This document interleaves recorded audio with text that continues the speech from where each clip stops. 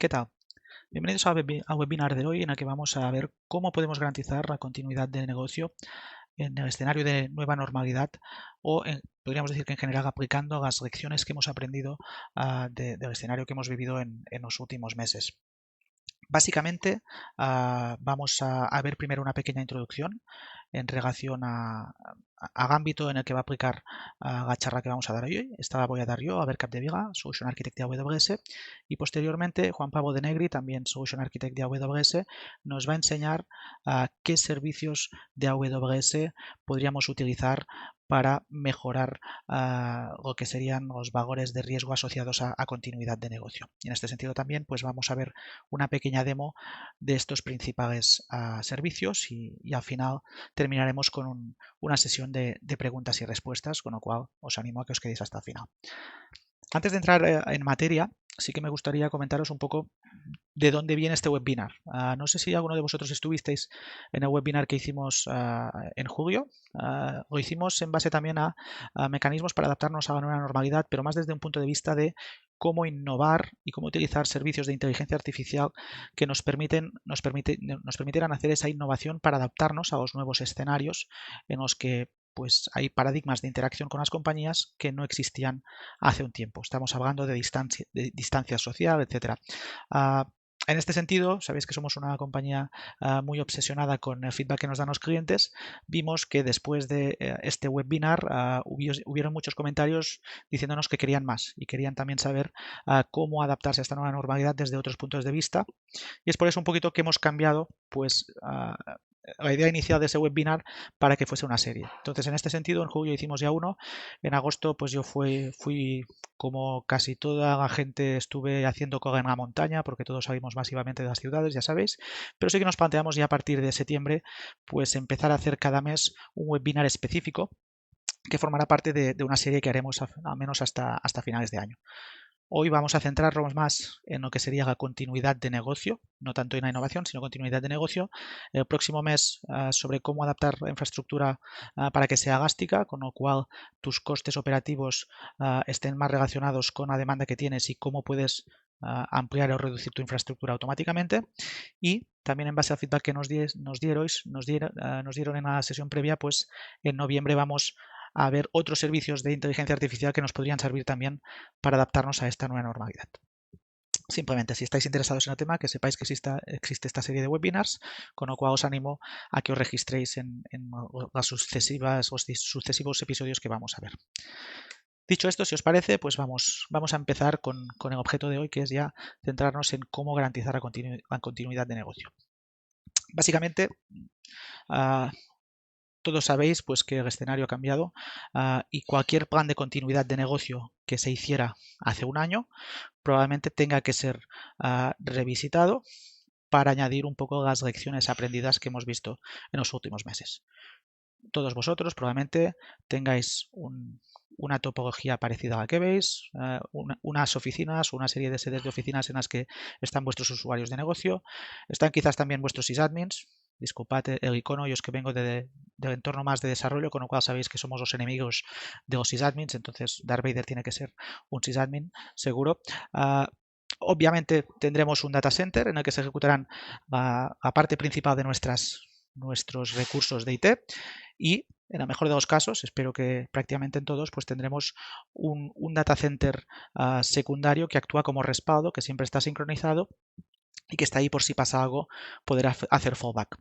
Esto podríamos decir que era pues la foto típica de cualquier plan de continuidad que pudiésemos tener pues el año pasado. ¿Qué ha pasado? Pues no hace falta que os diga pues que ha pasado algo impensable, que es que nos hemos dado cuenta que la premisa de que todo el mundo está en su hogar fijo de trabajo no es una premisa que sea siempre cierta. Nos hemos encontrado pues que todos hemos tenido que empezar a trabajar desde casa. Y esto, pues, como ya sabéis, pues ha implicado muchos retos y muchos retos que se tienen que tener en cuenta en cualquier plan de continuidad.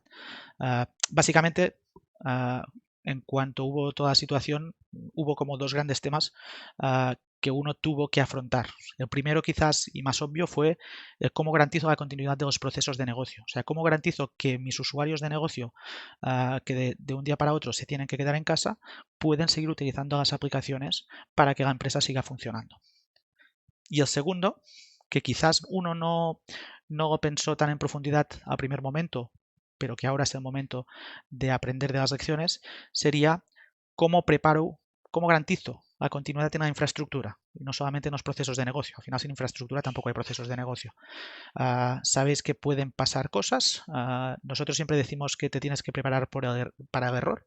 Las cosas fallan siempre, con lo cual tienes que preparar tu arquitectura y también tu plan de continuidad asumiendo que todo puede fallar. ¿Qué pasa si tengo un escenario en el que tengo mi personal de mantenimiento confinado en casa y se me rompe la conectividad con un data center y se me rompe un disco del data center de Disaster Recovery? ¿Cómo soluciono esto? Como mínimo vamos a tener seguro una disrupción de nuestros procesos de negocio. Y aquí es un poco donde nos vamos a centrar hoy. Lo que sería la primera parte, cómo garantizamos la continuidad de negocio, pues básicamente aquí sería cómo hacemos que nuestros usuarios de negocio tengan a mano herramientas que nos permitan conectar con las aplicaciones que utilizaban, aunque no estén en la red corporativa. Entonces aquí por un lado estamos hablando de VPNs, que probablemente muchos de vosotros ya tengáis en vuestra foto de IT una VPN para que se pueda acceder en remoto, pero también estamos hablando de otra serie de servicios más relacionados con el trabajo desde casa. Desde servicios que tenemos en AWS, como puede ser servicios para realizar videoconferencias, como es Amazon Chime, servicios para compartir documentos, obviamente estamos hablando de documentos no que los compartes vía endpoints públicos, sino en tu propia red. Y por otro lado también servicios más asociados a lo que sería streaming de aplicaciones o bien escritorios remotos. El auge que hemos visto de este tipo de servicios en los últimos meses ha sido brutal en AWS. Realmente muchísima gente ha empezado a utilizar estos mecanismos porque era la única manera que tenía pues, de acceder a aplicaciones que de otra manera no habría podido. ¿Qué pasa? Que si esto lo tienes previsto antes de que pase el problema, obviamente vas a reaccionar mucho más rápido y no tendrás esa pausa de unos días en la que tus usuarios de negocio no podrán participar en los procesos de negocio porque no tienen acceso. Entonces, siempre si lo piensas antes podrás minimizar mucho más la interrupción y reaccionar de manera más rápida. Pero repito, esto ya lo hemos visto en algún otro webinar, probablemente es algo que vosotros ya os planteasteis inmediatamente después que pasase la situación en la que estamos hoy en día. Vamos a centrar la sesión de hoy en lo que sería la otra pregunta que hemos hecho, que es ¿cómo garantizamos la continuidad en la infraestructura? ¿Qué pasa si realmente nuestros técnicos de mantenimiento no pueden acceder a las instalaciones para hacer las reparaciones que sean necesarias o los cambios de configuración que sean necesarios?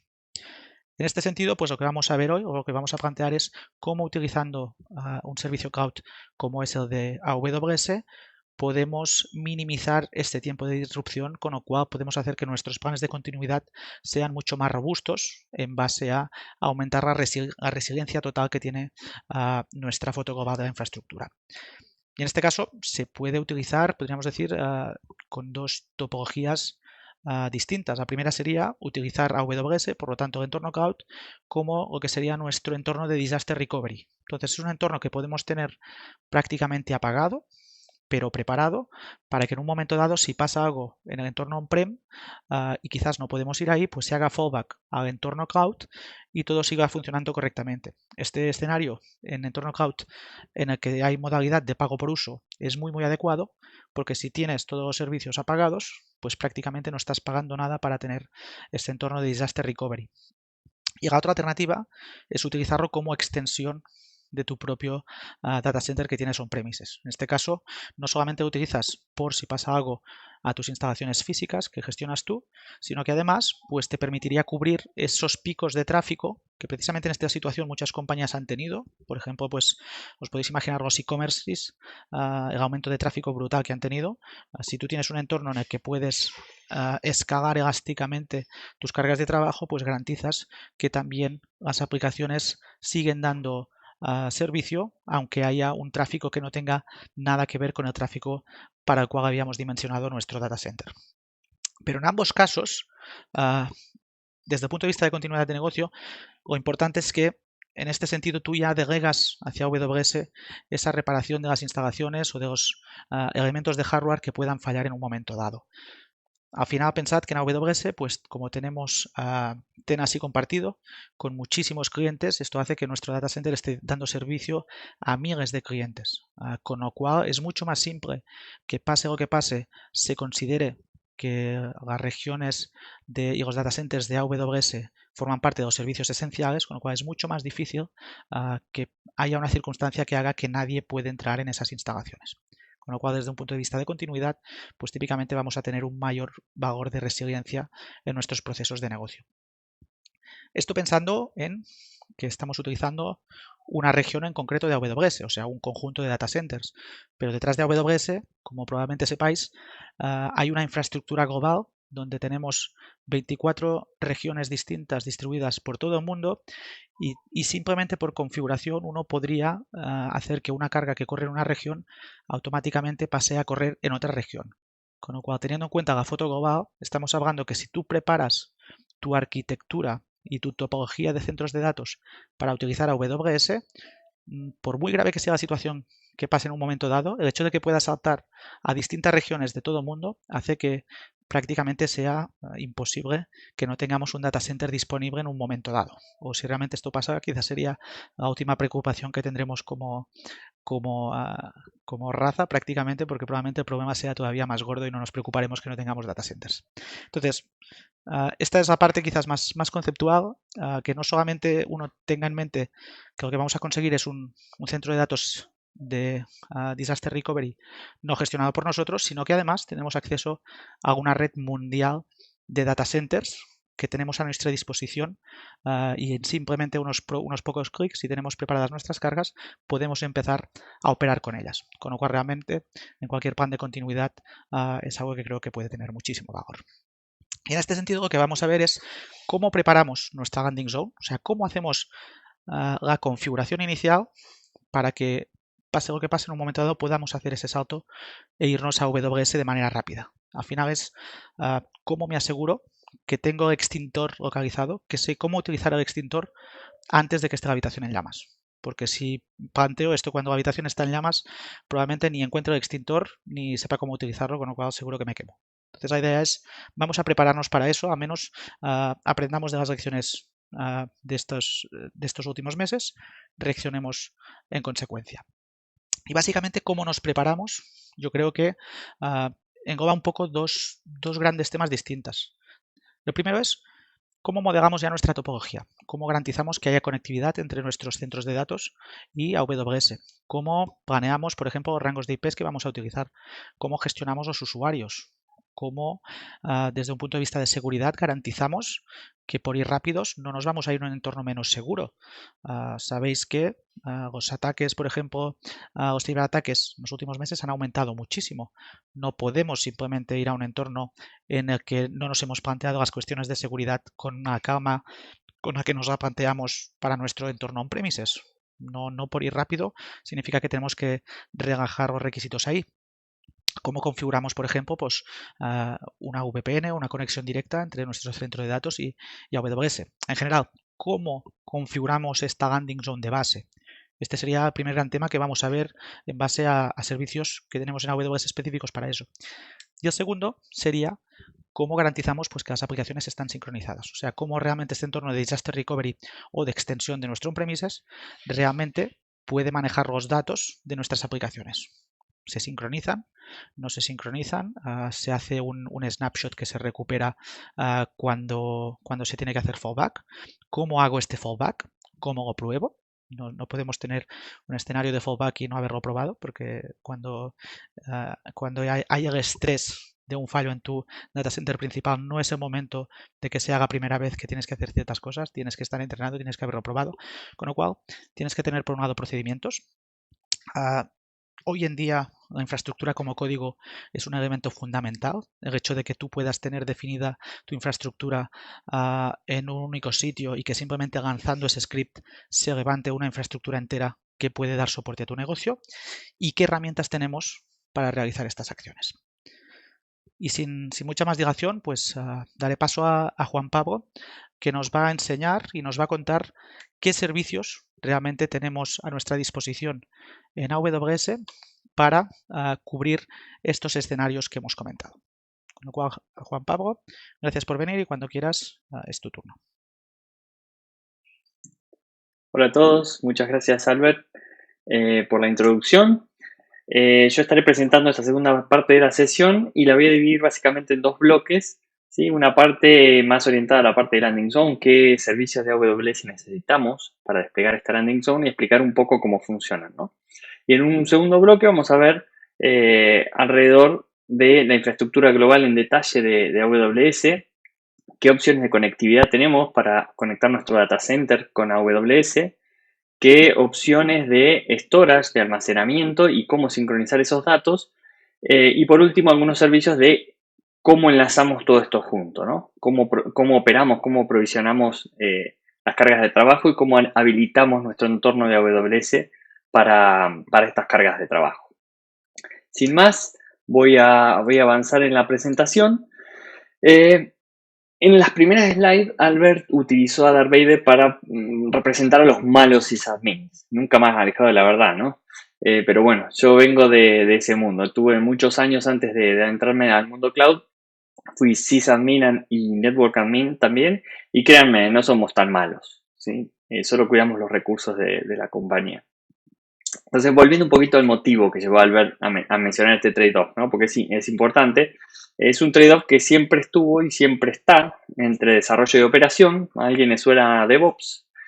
Y es una lucha tradicional que venía porque los builders, los desarrolladores, quieren ser ágiles, quieren desarrollar, quieren probar, innovar y dejar de lado un poco esa burocracia, esos controles estrictos de seguridad que a veces nos imponen desde operación o desde IT, ¿no?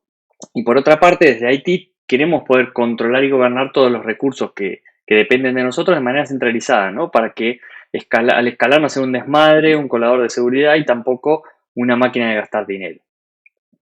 Entonces, mencionamos Control Tower para desplegar nuestra landing zone en AWS. ¿Y por qué utilizar Control Tower? ¿No? Básicamente porque con unos pocos clics nos permite establecer un entorno multicuenta siguiendo las mejores prácticas establecidas por AWS y estandarizar el aprovisionamiento de cuentas, centralizar al mismo tiempo la administración de las políticas de seguridad y regulación y de esta manera estamos haciendo lo que decíamos, ¿no? Imponer y asegurar la conformidad y el gobierno de una manera proactiva. Esto permite que los usuarios finales, en este caso mencionábamos a los builders, a los desarrolladores, puedan hacer un self-service de los recursos que necesitan, evitando la típica burocracia y al mismo tiempo habilitando a los administradores a tener visibilidad continua unificada de todo el entorno de AWS. Pero vamos un pasito más atrás. Empecé con Control Tower, pero nombrábamos landing zone. ¿Qué es una landing zone? ¿Sí? O una zona de aterrizaje. ¿Y por qué habría de necesitar una para un entorno de continuidad de negocio, no? Básicamente, la definición de una landing zone es basada en un entorno multicuenta, luego vamos a ver por qué, seguro, escalable y basado en las mejores prácticas de AWS. Es lo que llamamos un punto de inicio para los nuevos desarrollos y experimentación. Es también un ambiente controlado para migrar aplicaciones existentes. Ahora bien, es posible que hayamos escuchado el término landing zone a secas, como el que acabo de describir, ¿sí? Pero también existe la AWS Landing Zone Solution y existe Control Tower, que ya lo mencioné. ¿Qué tienen que ver cada una de ellas, no? Tanto AWS Landing Zone Solution como AWS Control Tower facilitan la creación de una landing zone en AWS. Esto es una solución una solución donde quien lo despliega debe tener conocimientos intermedios y avanzados de AWS, pero a su vez permite mucha flexibilidad y personalización. ¿Sí? Es una solución, es un template en el cual AWS puso sus mejores prácticas y el usuario final o los clientes básicamente lo pueden personalizar y flexibilizar para desplegar la landing zone de acuerdo a sus necesidades. Y en el otro lado, AWS Control Tower es básicamente un servicio de AWS. ¿Y qué significa un servicio de AWS? Que AWS o Amazon hace detrás de escenas todo lo necesario para que con un par de clics podamos desplegar nuestra landing zone. ¿Sí? Y AWS es el que se encarga, ¿sí?, de esa personalización, de esa flexibilización. ¿Sí? Ahora, nosotros, por supuesto, recomendamos a nuestros clientes que necesiten desplegar un nuevo ambiente en AWS, empezar con Control Tower, ¿no? Es la forma más sencilla, no requiere grandes conocimientos sobre todos los servicios que hay detrás, que luego los vamos a ver. Y también es posible desplegar Control Tower en entornos AWS existentes, ¿sí? E importar cuentas que ya tengamos de AWS dentro del gobierno de Control Tower. Con el lanzamiento de hace unos meses de customizations para Control Tower o personalizaciones para Control Tower, es posible también implementar aquellas personalizaciones que podíamos añadir a la solución de Landing Zone en Control Tower, con lo cual ya se achica mucho la brecha que existía en un principio sobre esa capacidad de personalización entre la solución y Control Tower como servicio. Pero, entonces, ¿cómo llegamos hasta aquí? La idea es mostrar esta línea de tiempo muy brevemente para que vean la maduración que lleva el concepto, ¿no? Empezamos en 2018 cuando lanzamos la primera versión de la solución de Landing Zone. Esto fue evolucionando, salió una versión nueva, salieron mejoras, salieron personalizaciones y sobre fin del 2018 se anunció en re:Invent la salida de AWS Control Tower. A ese momento todavía no estaba disponible para todo el mundo, sino que estaba en una preview. Y sobre el segundo cuarto del 2019, en la conferencia de Reinforce, que es una conferencia orientada a seguridad, lanzamos definitivamente Control Tower, ¿sí? A partir de ahí, Control Tower ha sufrido un montón de cambios, un montón de mejoras, ¿sí? Y que lo hacen a lo que es el producto hoy en día, ¿no? Entonces, a partir de este año, básicamente, aparte de recomendar la utilización de Control Tower, hemos anunciado que a partir de final del 2020 no vamos a generar nuevos updates a la solución de Landing Zone, porque Control Tower ya engloba todo lo que necesitamos. Pero bueno, acá espero que no los asuste con la cantidad de iconitos, no es la idea, no es lo que pretendemos, pero quería que noten un poco la complejidad que trae por detrás de este servicio, ¿no? Y cómo simplifica la tarea por nosotros, ¿sí? Este es un despliegue, el despliegue de la Landing Zone que genera Control Tower, ¿sí? Es un entorno multicuenta, que luego lo voy a explicar un poquito mejor, que está basado en lo que llamamos blueprints, que son las mejores prácticas establecidas por AWS. Está preconfigurado, es automatizado con unos pocos clics, es seguro por defecto y escalable por defecto. Pero, aquí llamamos, ¿no?, las mejores prácticas de AWS? AWS tiene lo que llamamos un Well Architected Framework. Este Well Architected Framework es básicamente una serie de 5 pilares, ¿sí?, donde AWS se basa y recomienda y da opciones a los clientes para que hagan sus desarrollos de la mejor manera posible, siguiendo las mejores prácticas en cuanto a arquitectura, ¿sí? Control Tower o la Landing Zone que despliega Control Tower se basa en esos 5 pilares, ¿sí? Decía que iba a ir un poquito más con lo que es la estructura o la arquitectura multicuenta, ¿sí? ¿Por qué llamamos multicuenta, ¿sí?, o estructura multicuenta? Como sabrán, las cuentas de AWS son el nivel de aislamiento máximo que es posible alcanzar en AWS, ¿sí? Dos cuentas separadas son totalmente aisladas hasta que quien es el dueño de ellas establezca una comunicación, por ejemplo, de red o a nivel de productos entre ellas, pero por default son totalmente aisladas, ¿no? Entonces, trae aparejadas muchísimas ventajas, como son, por ejemplo, reducir el blast radius, reducir la superficie de ataque, facilitar la administración, facilitar la gestión de costes, etcétera, ¿no? Tiene muchas ventajas. Entonces, por default, Control Tower despliega nuestra Landing Zone siguiendo estas mejores prácticas y lo hace generando 2 cuentas más a partir de la inicial, que es donde desplegamos Control Tower, ¿no?, que es la cuenta de auditoría o seguridad y la cuenta de Log Archive, ¿sí?, donde se almacenan los logs de auditoría y de eventos de la infraestructura de AWS. Ahora, vamos un paso más allá.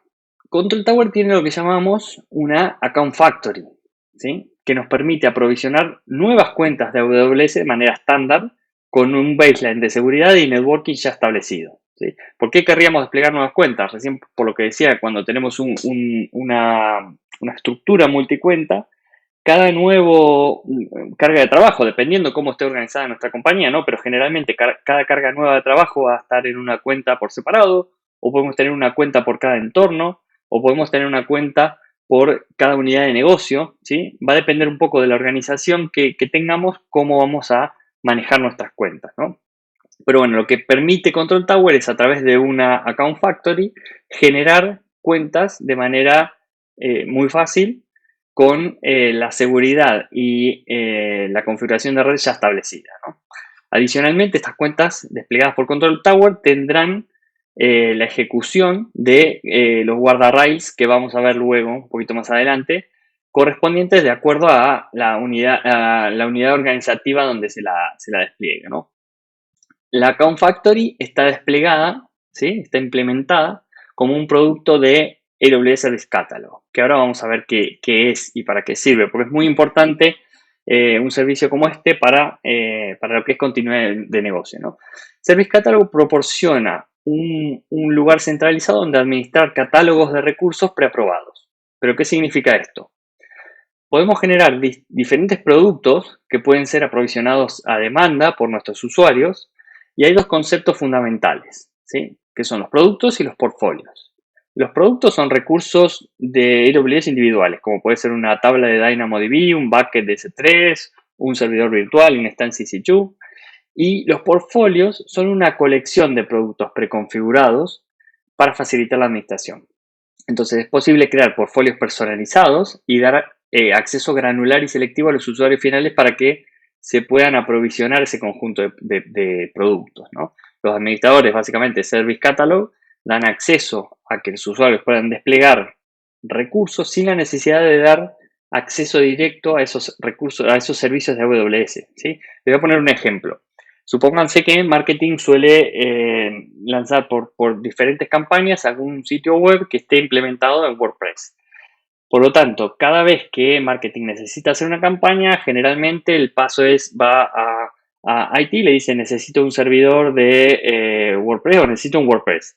Y IT, ¿qué tiene que hacer? Tiene que desplegar un servidor de WordPress o múltiples con balanceo de carga, depende del tamaño, con una base de datos por detrás, con la securización, en una cuenta determinada, etcétera, etcétera, ¿no? Un montón de recursos y configuraciones, ¿sí? Que tranquilamente lo puede hacer una sola vez, ¿sí? Como un portfolio, unificando todos esos productos, y poner a disposición de la gente de marketing en un portal, básicamente con un clic poder desplegar cada vez que necesiten un WordPress, lanzar un website, poder hacerlo de manera self-service, lo que llamamos, ¿no?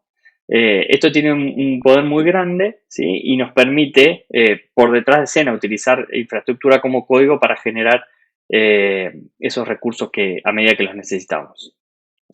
Esto es un poco, aquí les muestro un poco cómo funciona en Control Tower la utilización de Service Catalog para generar cuentas, ¿sí? ¿No? Para crear nuevas cuentas. Generalmente el administrador de Control Tower tiene publicada la Account Factory, ¿sí? Que es un producto, un portfolio, que pone a disposición de diferentes usuarios finales, ¿sí? Lo que llamamos el Service Catalog Administrator es quien dice este usuario va a poder desplegar cuentas nuevas o este usuario no va a poder desplegar cuentas nuevas, ¿sí? Y el usuario final, finalmente, valga la redundancia, es quien se aprovisiona esas nuevas cuentas, ¿no? Otro punto más, hablando de continuidad de negocio, ¿no? Hablemos de cómo podemos manejar identidades, ¿sí? Porque para un modelo de continuidad de negocio resulta complicado y poco viable recrear desde cero nuestro actual repositorio de identidades en la nube, ¿no? En el momento que tenemos un incidente. Entonces, en lugar de esto, podemos extenderlo a la nube, mantenerlo sincronizado y aprovechar servicios como, por ejemplo, AWS SSO, Single Sign-On, que añaden una capa por encima donde podemos agregar, por encima del gestor de identidades, ¿no? Donde podemos agregar Multifactor Authentication, podemos agregar Single Sign-On unificado para diversas aplicaciones, además de recursos de AWS, ¿no? Por defecto, Control Tower ya despliega SSO y también por default, por defecto, provee un directorio local de identidades. Ahí nosotros podemos también jugar o podemos configurar de manera muy simple nuestro propio Identity Provider, que puede ser un Microsoft Active Directory o puede ser un Okta, un OpenID, Azure ID, el que querramos, ¿sí? Y nos permite también y habilita el acceso federado a la administración de todas las cuentas de nuestra organización de AWS. Esto trae preconfigurados diferentes grupos donde, valga la redundancia nuevamente, permite agrupar usuarios de roles similares, ¿sí? Por ejemplo, auditores, usuarios finales de Service Catalog, dueños de una determinada aplicación, etc. Y también nos trae por default conjuntos de permisos preconfigurados, ¿sí? Una cosa es la autorización y otra cosa es el acceso. Estos permisos preconfigurados pueden ser, por ejemplo, administrador, solo lecturas, solo escritura, etc. ¿Sí? Nosotros tenemos la flexibilidad de configurar eso a gusto nuestro como querramos. Antes mencioné guardrails o guardarrails, ¿no? ¿Y qué son estos guardarrails?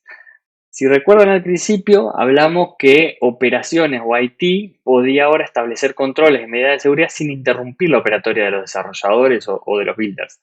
Los guardrails o guardarrails son las reglas de gobierno que están preconfiguradas para seguridad, conformidad, operación, ¿sí? Expresadas en lenguaje coloquial, en inglés plano, ¿sí? Ahora vamos a ver un ejemplo y nos permite ofrecer una abstracción de estas políticas, ¿sí? De esa manera.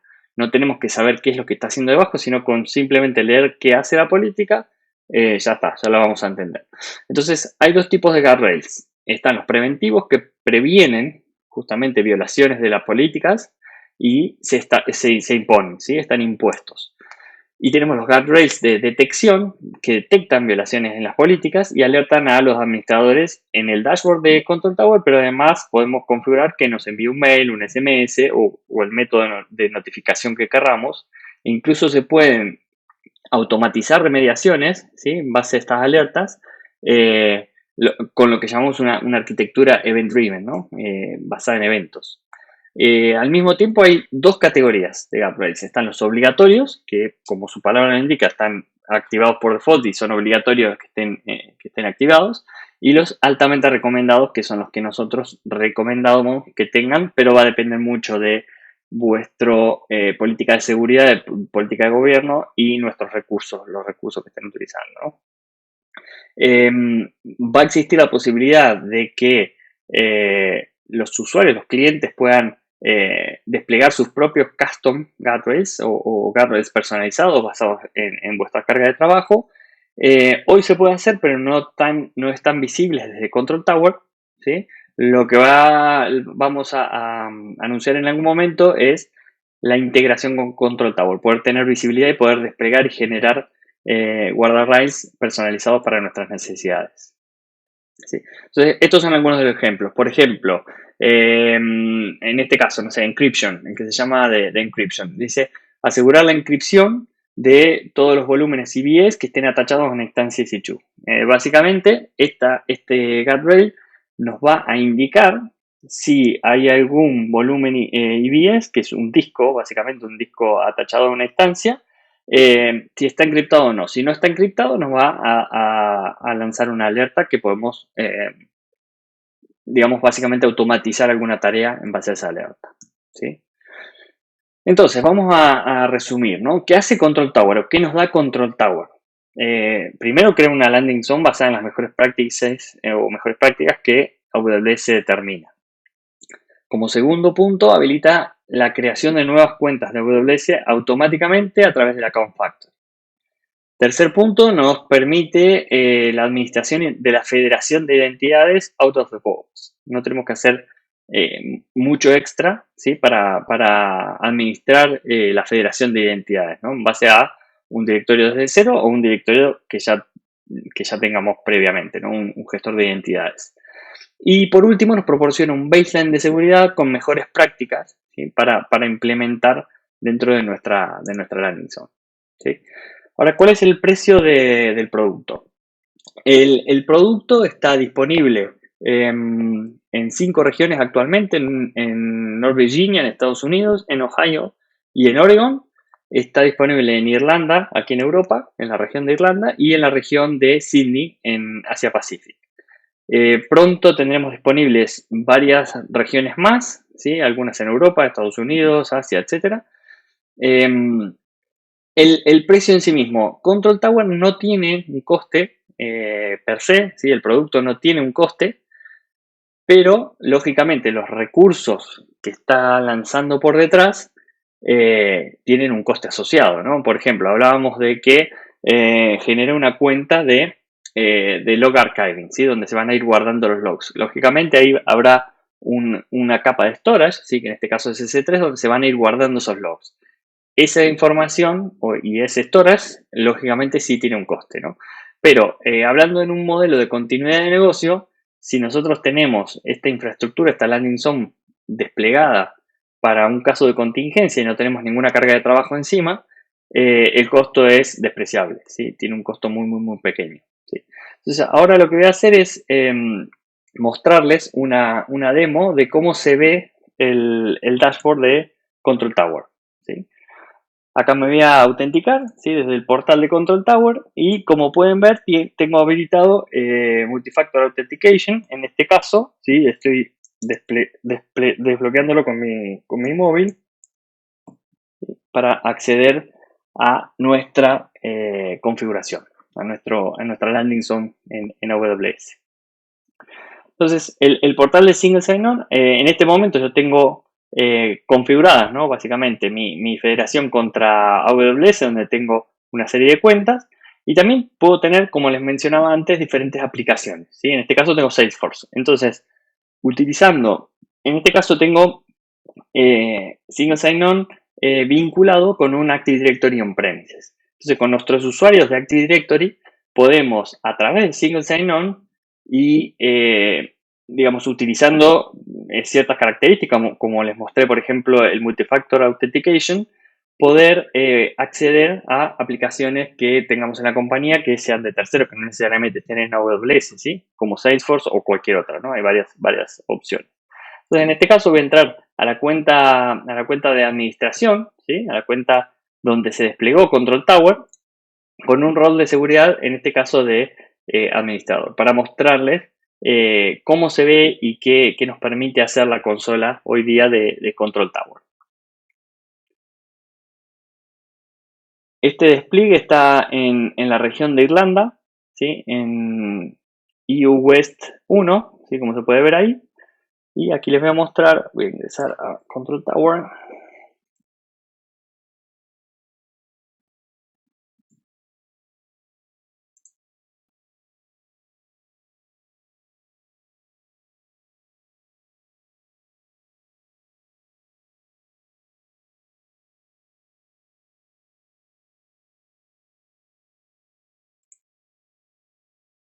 Entonces, la consola de Control Tower es bastante sencillita en sí misma, ¿sí? Tenemos un menú por la izquierda, ¿sí? Y el menú central donde tenemos, lógicamente, las opciones más requeridas, ¿no?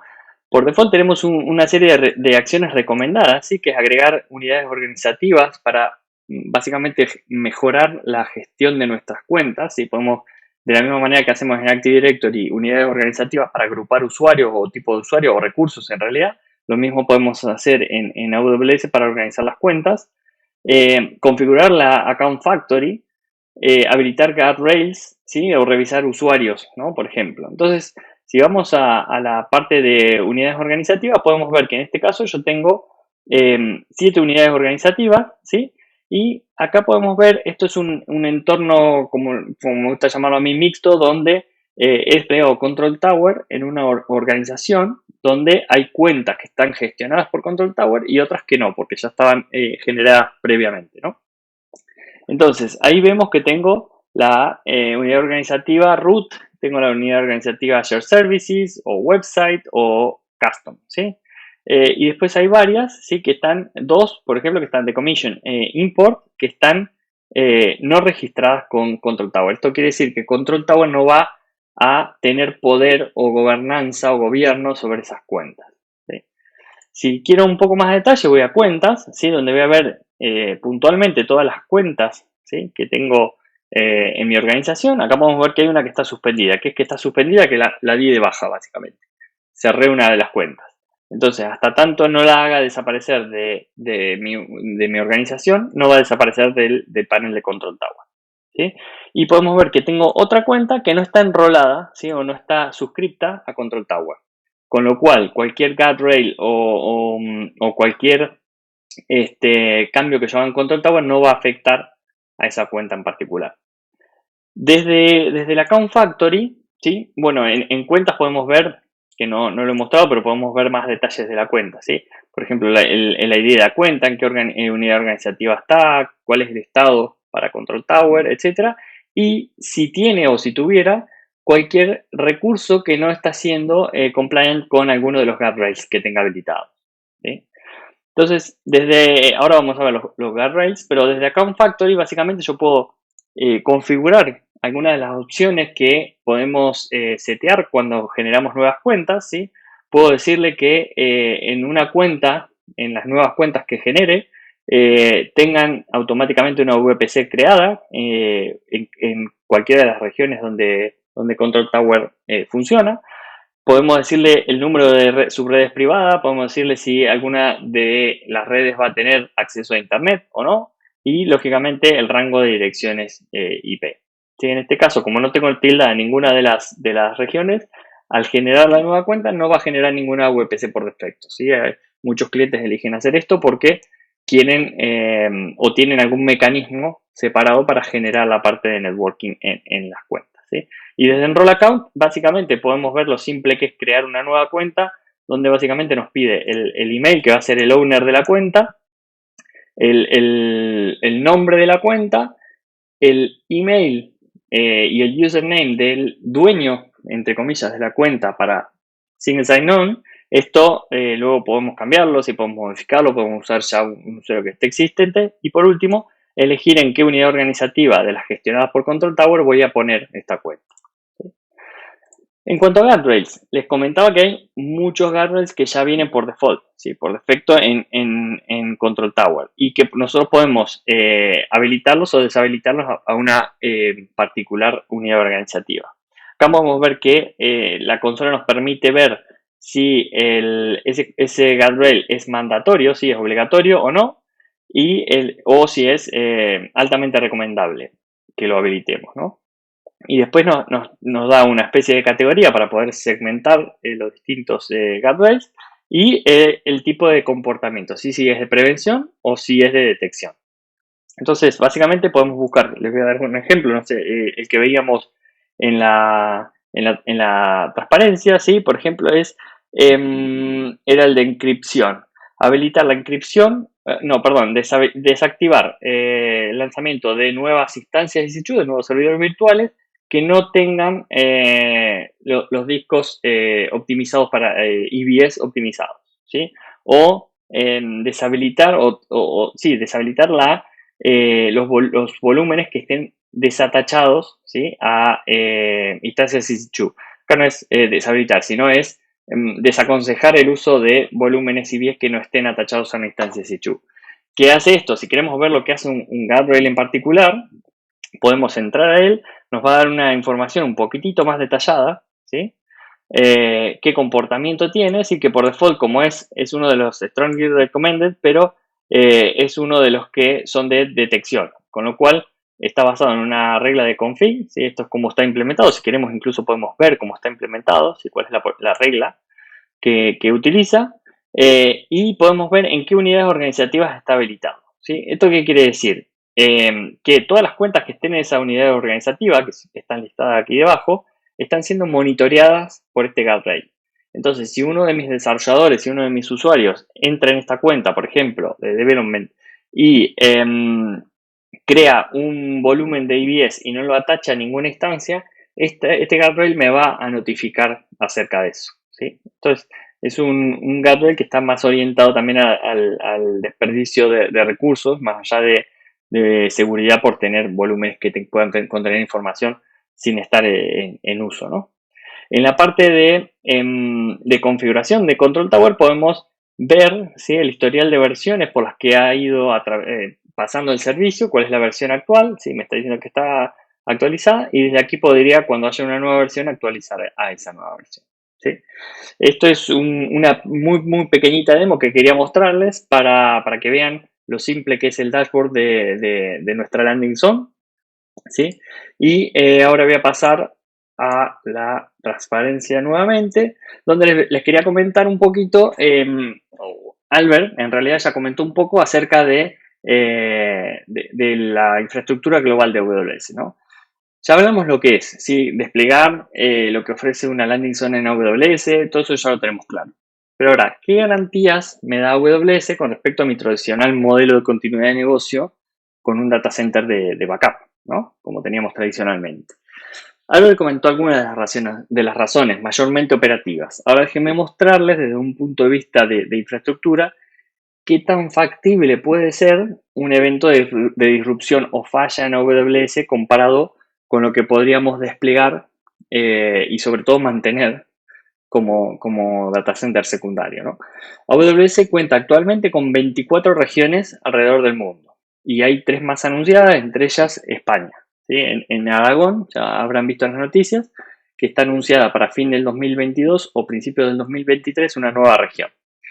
¿Y a qué llamamos regiones en AWS? Las regiones son ubicaciones físicas donde agrupamos centros de datos.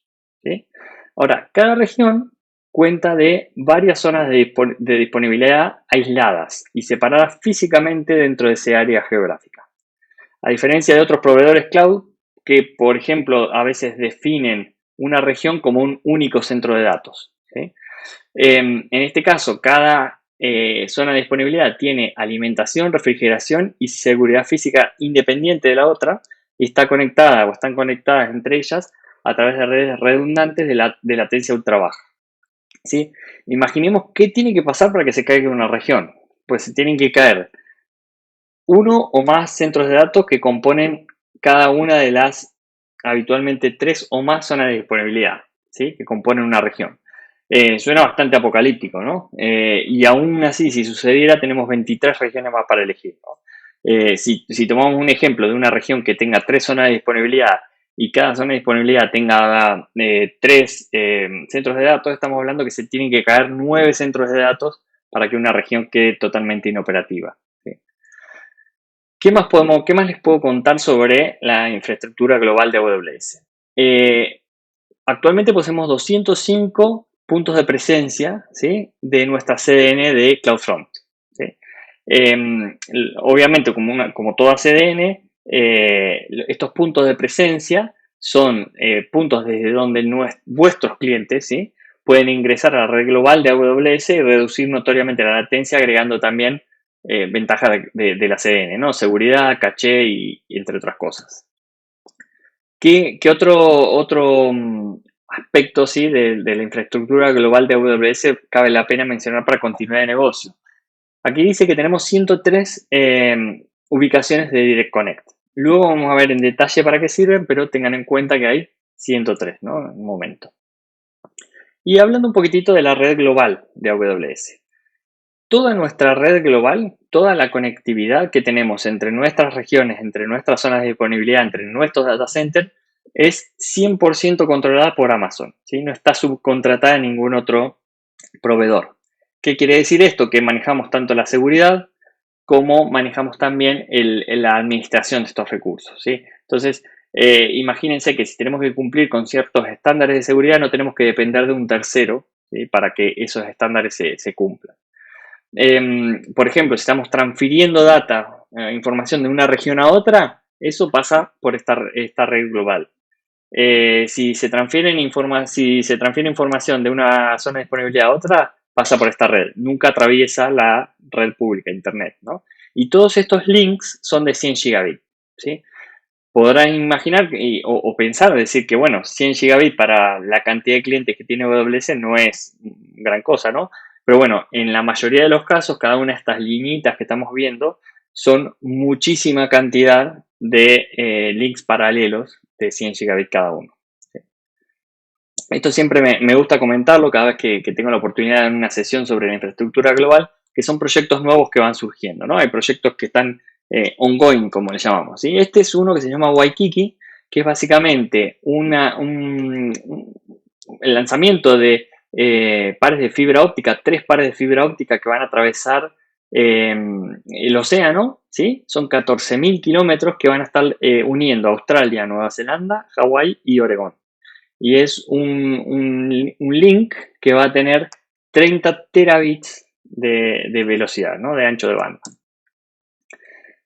Este es otro de los proyectos que se llama Jupiter y básicamente une los Estados Unidos con Japón y va a ser el cable bajo el mar de mayor capacidad en existencia. Son 60 terabits por segundo. Por último, el que llamamos Bay to Bay Express son 16.000 kilómetros de cable que conectan California, Hong Kong y Singapur. Estamos esperando completar este proyecto en 2020, ¿sí? Y va a tener una latencia, un round trip latency de menos de 130 milisegundos, ¿sí?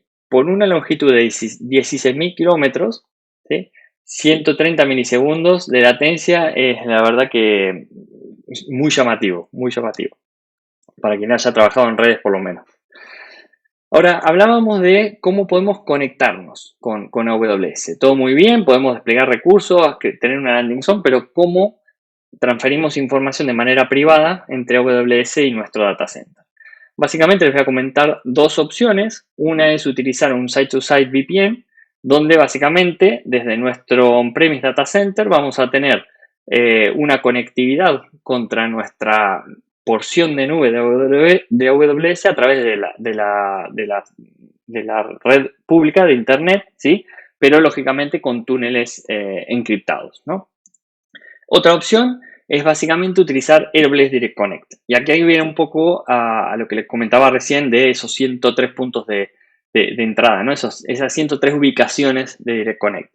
¿Qué son esas 103? Son básicamente el cuadrado que se ve ahí en el medio, el rectángulo, mejor dicho, ¿sí? Que son básicamente puntos de presencia donde podemos tener una fibra de manera directa, una conexión directa entre nuestro data center y esa ubicación de Direct Connect, y eso automáticamente nos da un link directo con la red de AWS, ¿sí? Con esa red global que llamábamos, ¿no? Son como puntos de entrada.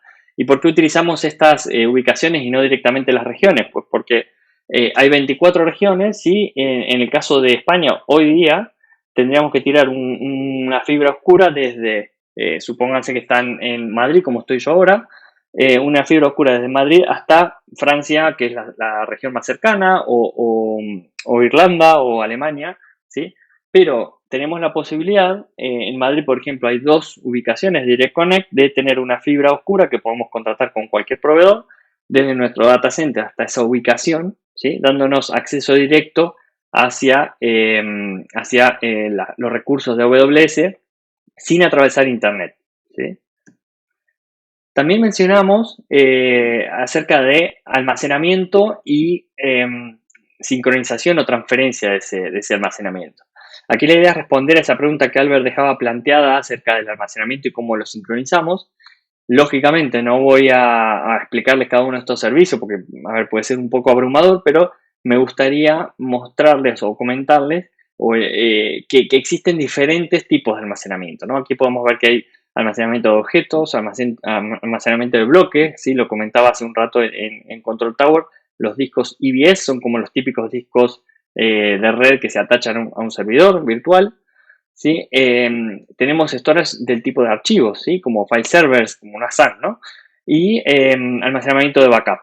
Y debajo, en la fila inferior, podemos ver todos los mecanismos con los que contamos para transferir y sincronizar esta información, ¿no? Tenemos los que llamamos métodos de sincronización o de transferencia offline y online, ¿sí? Donde podemos destacar, ¿no? Los gateways, ¿sí? Que nos permiten tener una sincronización o utilizarlos para transferir datos desde y hacia la nube. Secure FTP, tenemos lo que llamamos para transferencia offline, lo que son las maletas, me gusta llamarlas a mí, de almacenamiento, como es Snowball. Snowball es básicamente un dispositivo que tiene el aspecto de una maleta, ¿sí? Que está securizado, que soporta altas temperaturas, golpes, etc. Y básicamente eso se envía por correo hacia nuestro data center, se guarda la información que queremos, luego AWS pasa a retirar esa maleta y la lleva a nuestro data center donde subimos esa información al bucket de S3 que ustedes lo determinen, ¿no? E incluso en este rango de lo que llamamos offline para transferencia de datos, tenemos un camión, ¿no? Que se llama el Snowmobile. Y ya para terminar, ¿no? En lo que es la cantidad de servicios, ¿no? Que tenemos que considerar para preparar nuestra landing zone y para administrarla, ¿no? A lo largo de la sesión vimos un montón de servicios, ¿sí? No hemos querido ir al detalle de cada uno, no es la intención, porque no es el objetivo final. Y además estaríamos bastante más que una hora aquí, ¿no? Y aquí me gustaría comentaros que hay una amplia gama, ¿no? Cuando pensamos en continuidad de negocio, acá lo dividí en tres categorías, ¿no? Para habilitarnos, desplegar cargas en la nube, para aprovisionar recursos, como y cuando creamos necesario, y sin ser menos importante, estar listos para operarlos, ¿sí? Porque no es todo mover las cosas y ya está, sino que después la tenemos que operar durante el tiempo que dure la disrupción, ¿no? Sobre todo en un contexto que posiblemente sea muy lejano al del día a día, o sea, un contexto bajo presión, ¿sí? Con lo cual tenemos que estar listos para poder operarlo. Entonces, por ejemplo, para habilitar nuestro negocio y estar listo, para que esté listo para la nube, ya mencionamos Control Tower, ¿no? Para crear y gestionar nuestra landing zone. Control Tower prepara, ¿sí? Apoyándose en muchos otros servicios, una zona de aterrizaje para las cargas de trabajo. ¿Sí? Hay varios otros servicios en los que se apoya Control Tower y otros servicios adicionales que tampoco voy a mencionar ahora, ¿no? En la parte de aprovisionamiento, Albert comentó cómo la infraestructura como código nos ayuda a ser ágiles y flexibles para tener nuestros recursos al mismo tiempo que facilita el automatismo, ¿no? Aquí quería agregar que si el conocimiento en casa está alrededor de las recetas de Chef o Puppet, podemos también adaptarnos a eso. También está Terraform, podemos utilizar, por ejemplo, ¿no? Ahora bien, mencionamos cómo podemos mover y sincronizar almacenamiento, pero ¿qué pasa con las aplicaciones y los servidores, ¿no? Aquí contamos con diferentes opciones, como por ejemplo Cloud Endure, que es una una compañía que fue adquirida por AWS que se especializa en migraciones y en disaster recovery, ¿no? Nos permite sincronizar a nivel de bloque nuestros servidores sin importar lo que estén ejecutando dentro. Y como se ve en la última fila, la cantidad de servicios para monitorizar, auditar, controlar costes y operar la infraestructura es muy extenso. De nuevo, no voy a ir al detalle, pero contaros que además de los servicios nativos de AWS podéis integrar muy fácilmente la cantidad de productos, una gran cantidad de productos de vendors reconocidos en el mercado, ¿no? Para monitorizar, para logs y demás. Así que nada, esto era todo lo que les quería mostrar. Ya agradecerles el tiempo hoy y ahora vamos a ir con Albert a la parte de sesión de preguntas y respuestas. Muchas gracias.